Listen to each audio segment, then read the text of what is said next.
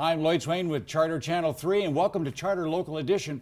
I'm here today with Senator Jerome Delvin, back from Olympia, although they're still in special session, aren't they, Jerome? We're still in special session, but it's just a pro forma because no budget deal has been worked out yet. So talk about that budget. What's been going on there with that? Well, you know, as towards the end of the session, it was obvious that the Senate Democrats weren't going to have enough votes to pass out a budget. They were lacking one or two votes, and so it was obvious we were heading into special session. They just couldn't get their 27 members to agree, and so we started working on. Well, we had been working on a budget. We put a budget together, and we made a rare. Some call it a coup, some call it a takeover, but we used the Senate rules and went to the ninth order because we had 25 votes. Took out 3 bills out of a committee that were policy reforms we needed for our budget, and then pulled the budget, put a striker on that budget bill. It was the governor's budget bill, and then voted it out and sent it to the House. And so we felt it was necessary because like I say, there was a log jam and we needed to get going. And so the session ended for 6 days.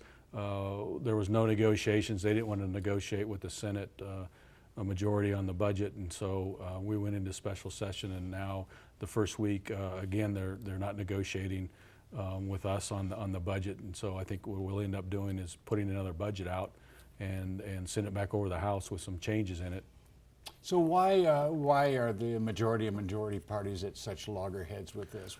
Well, I think you know when you have only 27 members, you're down to you need 25 votes to do anything, and so 3 of their members are part of what they call the roadkill caucus. There's about 5 of them. They just felt that the budget that their party was putting forward wasn't sustainable. It boosted things into the next budget, burden that new legislature that's going to have to write a new budget next year with about a $2 billion deficit, and to pay for some programs. So we talked to them early on that we're going to pass a budget that's balanced, that treats puts education first, puts the most vulnerable, our seniors, in DD, and takes care of public safety. So those were our priorities in the budget, and so we worked within the projected revenues, and they agreed with that, and so they said, we'll support you. Anything looking up in the state economy? No, I watched the tax revenues, and they're still kind of flat. The last revenue came out. We did notice some savings because of policy changes that we did last year, and so that gave us kind of a cushion, and then there was no real increase. The increase they said was increased revenue was really as we went and swept out they were sweeping out the unclaimed lottery monies for about 70 million, and so there was only maybe 18 million in new revenue. So really it's still flat. They're not projecting still an increase in revenue for a while. Over the next 2 years. Over the next 2 years. But we're still, we are spending more.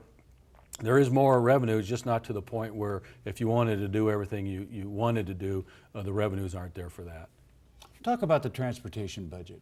Well, it was a bipartisan budget. It passed the last day of session.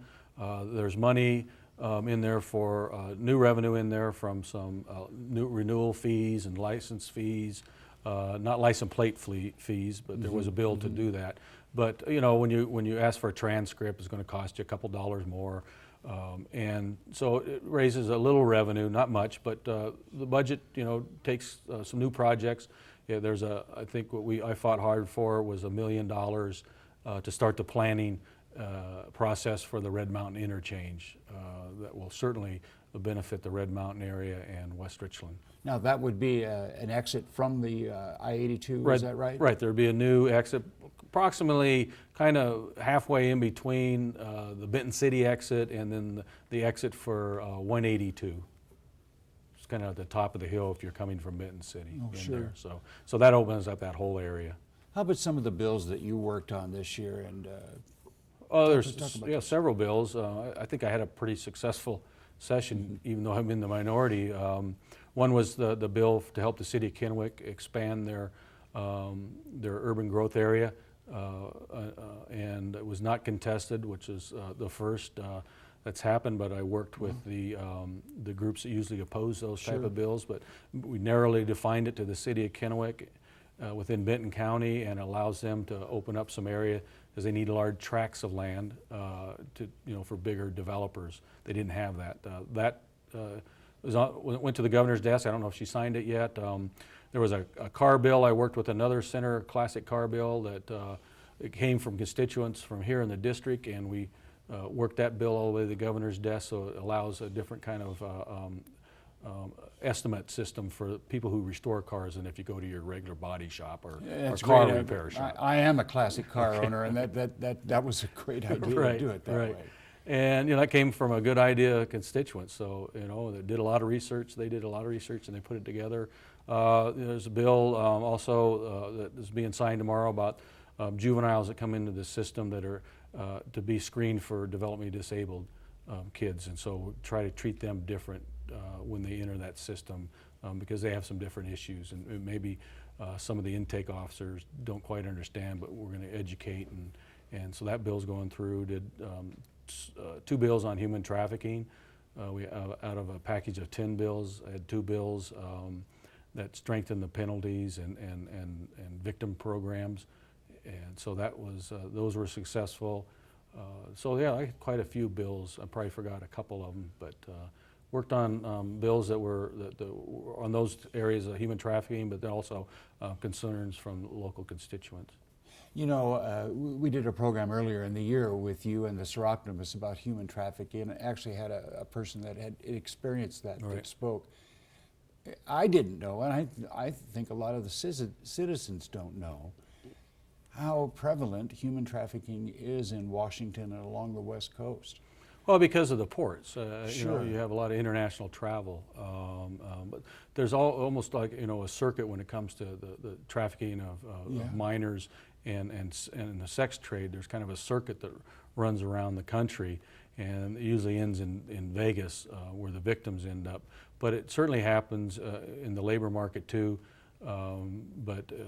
So it's really because of the ports that close to Canada, and then up and down the West Coast.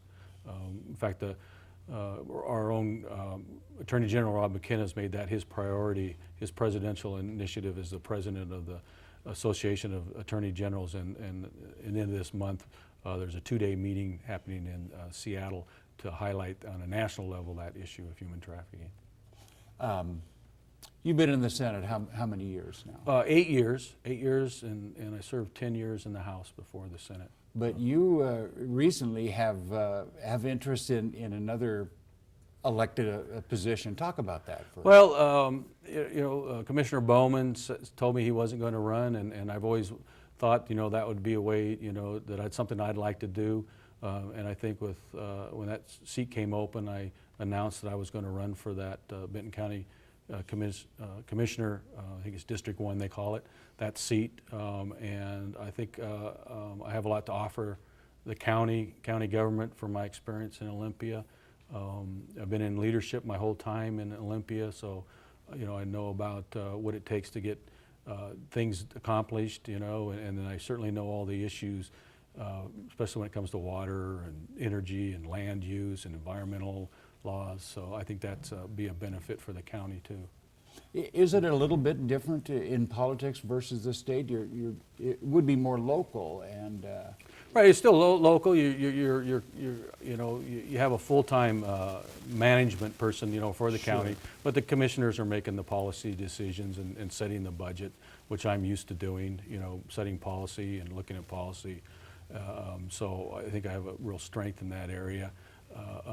But you still have to have contacts. You still have to have interaction, at the state level with state government, because a lot of what the state legislature does affect counties and local government. So, I think with the relationships I have there, that will certainly benefit.